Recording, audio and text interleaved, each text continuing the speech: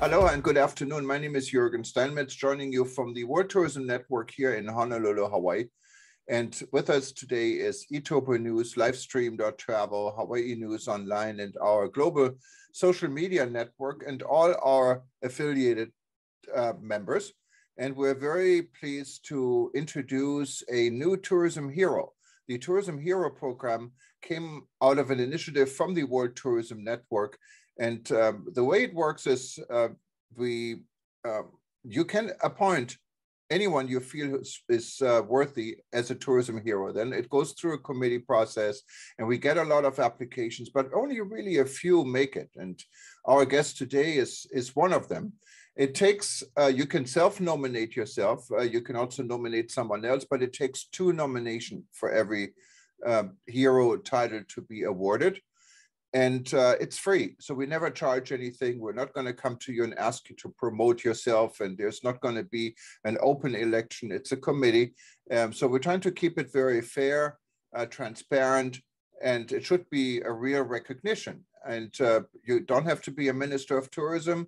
You can be a tour guide, and we had everyone else. If you're interested in this Heroes program and you don't know it yet, just go to heroes.travel. You'll find all the information. You can see who our heroes are. We have a little bit of more than 20 heroes. And today we're going to have the first hero from St. Lucia. And St. Lucia is in the Caribbean. And I'd like to welcome Carolyn. And I'm so sorry, your last name, you better pronounce yourself. But I know Carolyn, we know each other for a long time, but I'm very, very bad with names. Welcome, Carolyn. And first of all, congratulations. Hello, Jürgen. I'm very happy to be a hero, and thank you for including me in this illustrious group of tourism heroes. My last name is Trubetskoy, so Carolyn Trubetskoy. Last name is Russian. My husband is a Canadian-Russian architect, as you perhaps remember, and we live in St. Lucia. We own 2 beautiful resorts here, Anne Chastanay and Shade Mountain. And Nick, my husband, is the architect that also designed and built these resorts. And they are beautiful resorts. I've never been to one of them, but our friend, Dr. Peter Tarlow, our co-chair, actually, he has visited St. Lucia a number of times, and he said it's absolutely stunning. And you can probably see this because is this a view from your resort, or is it close to your resort? Wow. That is actually, it's a virtual background, I admit it. I wish I had this view right now, but I'm very near the resort, about 20 minutes away. So that's the view from what we call our infinity pool sanctuaries. There's only 24 of them, and they have indeed this amazing straight-on view of our World Heritage Site, the Piton Mountains. Wow, this is absolutely stunning. I mean, a lot of people, of course, in the United States know where St. Lucia is, but there are other parts of the world, and we have members in 128 countries, may not know where St. Lucia is. So tell us a little bit, where is St. Lucia? So St. Lucia is in the Eastern Caribbean. If I had to describe it, it is roughly speaking between Barbados, Martinique, and St. Vincent, if we're looking into a little triangle situation.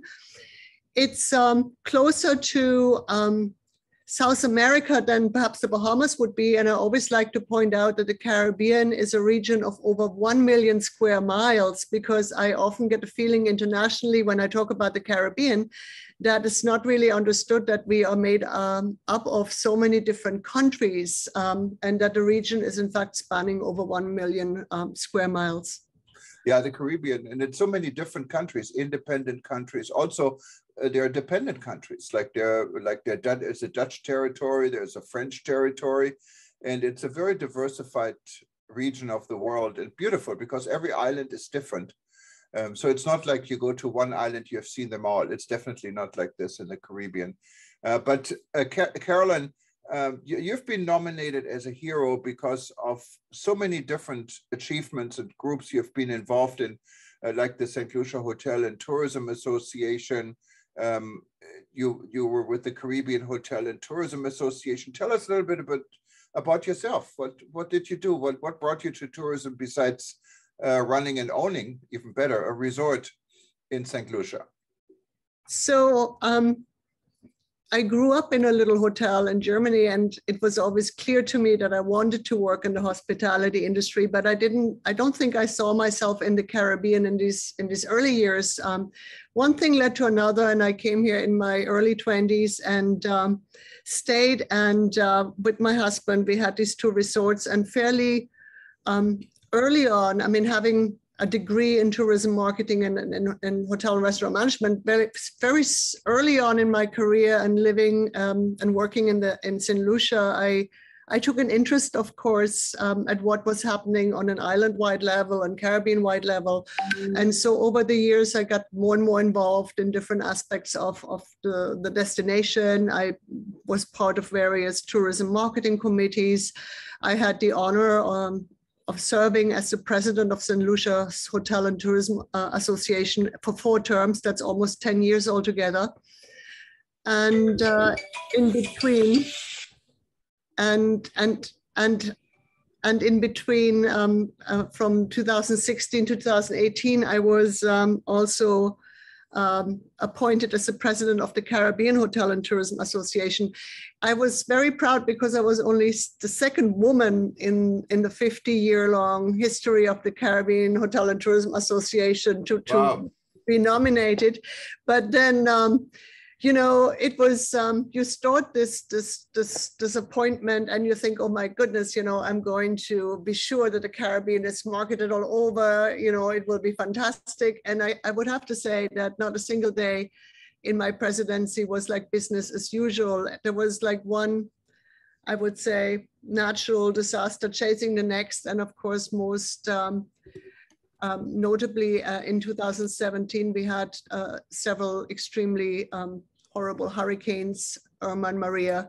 These were the worst. And what's happened really for me personally is when I would say I started as a tourism marketing professional, and then I suddenly turned into this serial fundraiser because there was always a disaster somewhere in the Caribbean for which I wanted to raise funds. And it's also shifted my focus a little bit from strictly tourism to looking at the resilient side of tourism, but also the resilience that we need to create for our Caribbean islands. And so I've recently embraced the chairmanship of the St. Lucia National Conservation Fund. And even though I'm still very much involved in tourism, and I mean, obviously there's a very strong link with tourism when you look at conservation and resilience, I certainly would like to say that my next few years, I want to focus to creating more sustainable operations around, not just in St. Lucia, but in the Caribbean, and advocate for that, and also really create, you know, a regenerative environment where we can be sure that the Caribbean is a place to enjoy for many more generations. Yeah, and I see also you're the honorable consul for Germany, right, in St. Lucia. Yeah, no, I do like what I do, so I don't have many other hobbies, but you know, I serve as the German honorary consul, and again, I've been away from Germany now for over 38 years, and I have to say, when I was asked whether I would consider serving in this capacity, I was hesitant at first, but it has really because I do so many other things, but it's helped me to reconnect a little bit with Germany, because after so many years away, you don't really know what's actually going on. And so it's made me happy to serve as the honorary consul. And I hope I've also been able to, you know, connect Germany better with St. Lucia and by extension, the Caribbean. Yeah, and it becomes just probably a little bit more than a hobby, I would assume, because St. Lucia also has a lot of guests from Germany. And me being myself from Germany, being away 30 some years from my country of birth, it is, yes, you kind of change your mindset a little bit. I think, especially when you live on an island, and we have that in common. I live on an island, you live on an island. And so I can relate exactly what you're saying. But I would assume, as the consul in Germany, there are real issues you sometimes have to deal with, don't you? Certainly. I mean, I would say the great thing is when I can find funding to do certain projects on the island, maybe build a library for a school or create solar panel project somewhere. The downside is if anybody has an accident or gets thrown into jail, I also have to deal with it. I would like to say that German visitors have been very well behaved, at least in St. Lucia. I have not yet had to pull anybody out of jail or consult with anyone in jail, but in essence, that's the job. Like, you know, you are the first step for someone if you have any type of trouble during your stay in a different country. And it's not, of course, just for tourists. It would be any German citizen, even if they live in St. Lucia, that I would assist.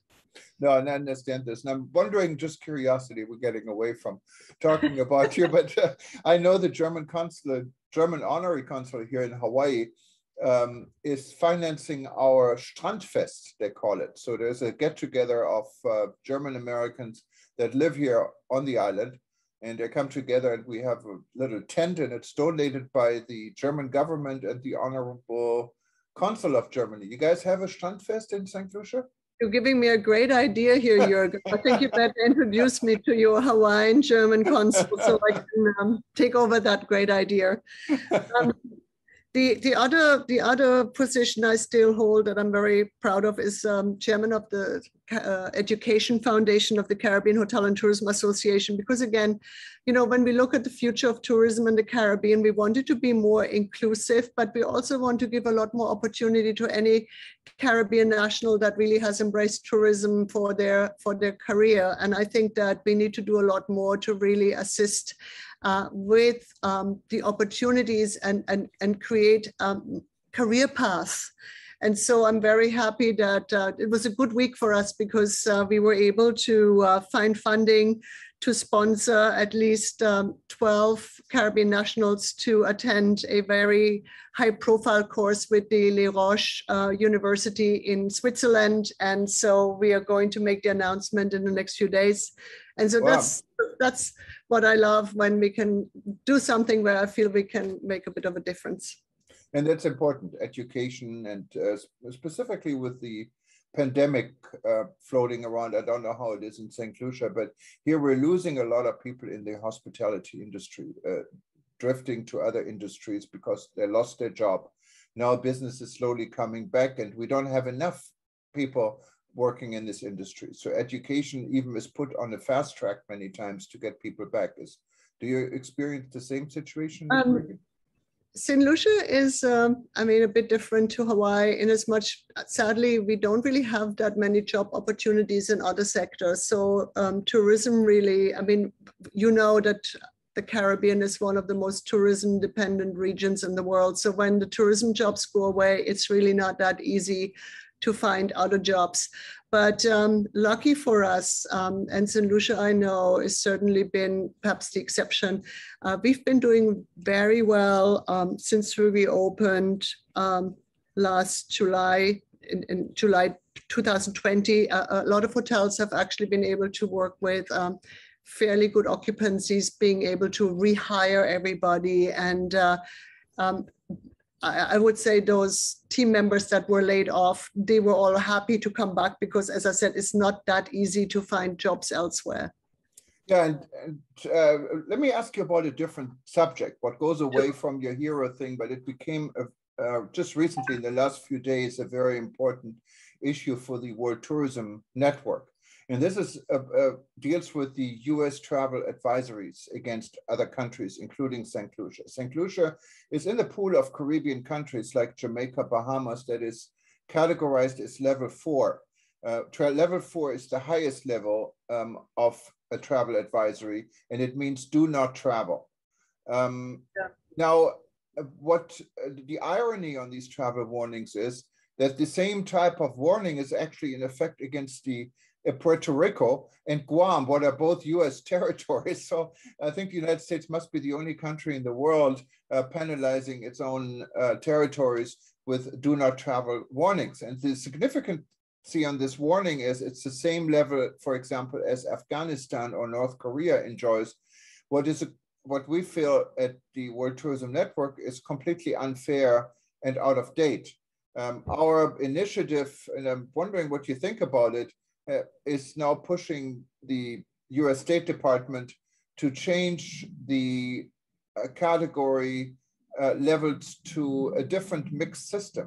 We feel there should be one system, what's the system the US had in place all along, where you deal with security and other issues, and that would generate a category between 1 and 4. And then there's the other issue of COVID, what should again be divided in 2 categories. One is the category how threatening a destination is for vaccinated tourists, and one for unvaccinated tourists. And you have 3 numbers you can combine on the same advisory. So you don't have to penalize if you feel like Guam is a certain foreign territory, or someone like St. Lucia or Bahamas. Bahamas is definitely dependent on US tourism and threatened to wipe out the entire economy. Because the other irony is that in the case of Bahamas, for example, you have Florida. The numbers of COVID threats in Florida is 4 times as high as the Bahamas. Even here in Hawaii, it's way more than any Caribbean destination. And since we're a state, we don't have travel warnings. So I'm just wondering how you feel about all of this. Very mixed feelings about the whole system in place with these travel warnings. I mean, when someone asks me about it for St. Lucia, I always point out that, I mean, it seems that the majority of the world right now is in a level 4 warning.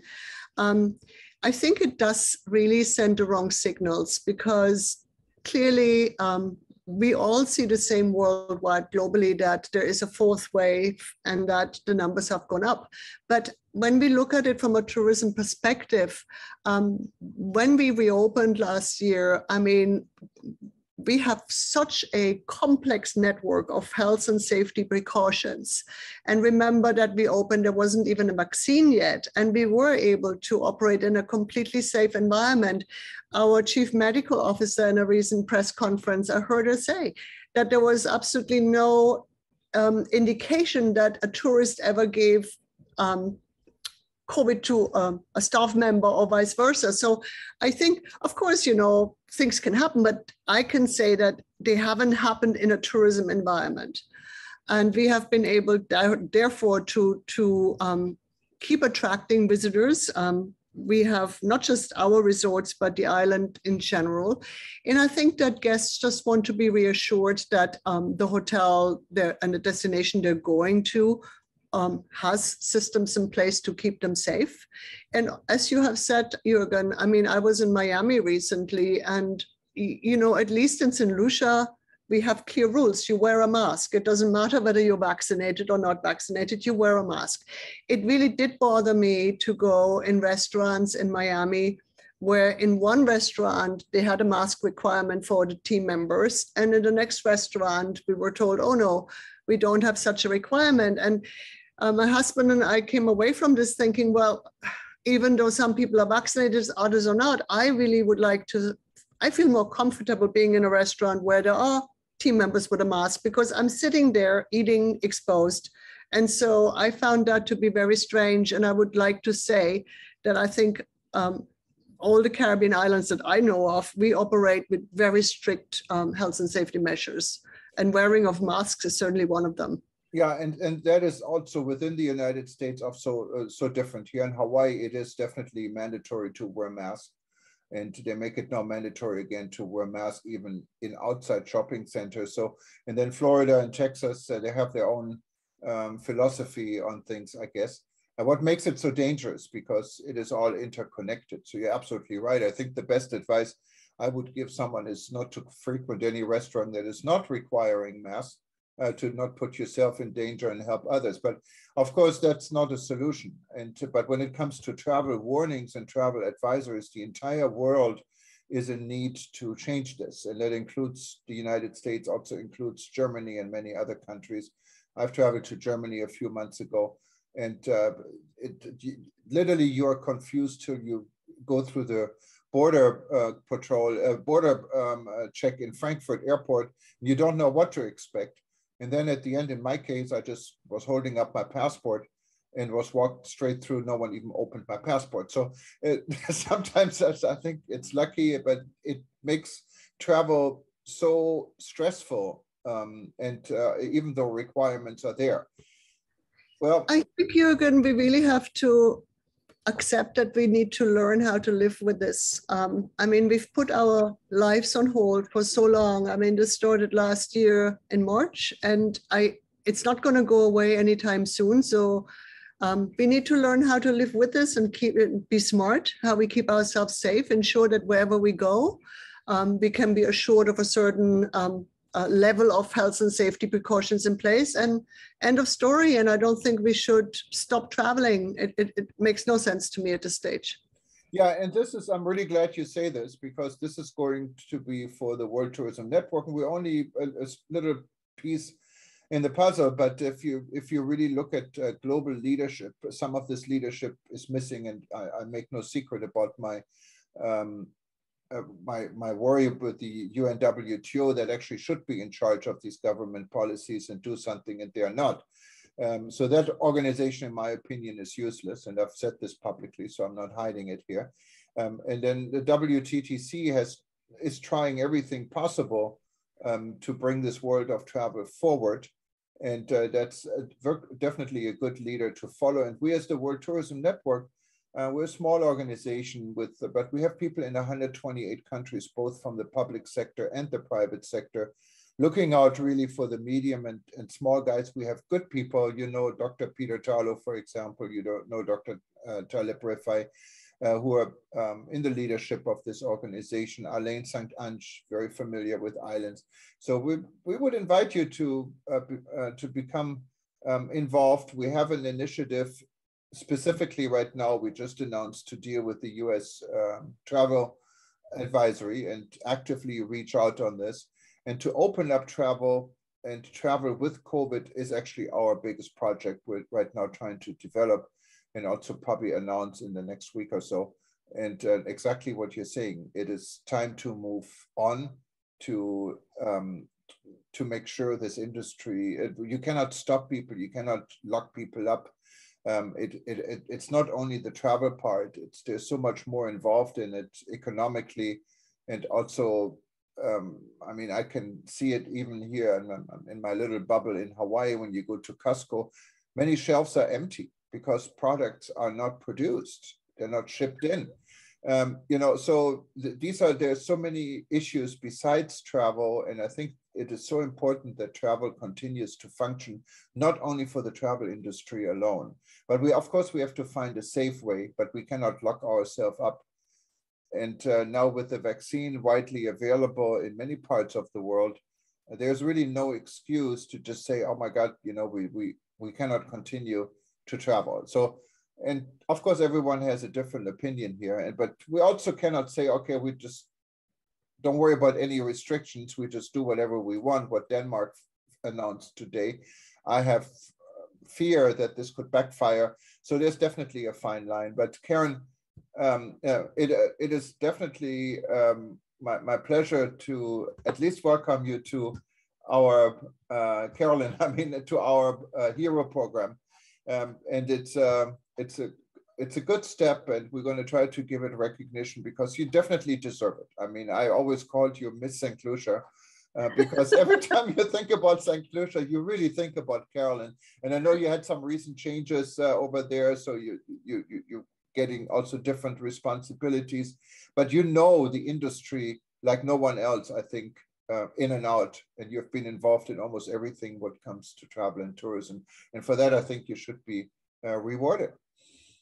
Well, I feel very honored, and I would like to say I live and breathe Caribbean tourism. I care deeply, and whatever difference I can make whilst I'm on this earth, I will try to contribute.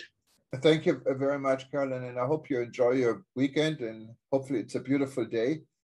You stay away from your storms and hurricanes and all of this. We try to do the same, and hopefully we can catch up again very soon, and just stay in touch and get involved. We would love to work with you. With pleasure. All right. Thank you, Jürgen. Bye. Take care. Bye-bye.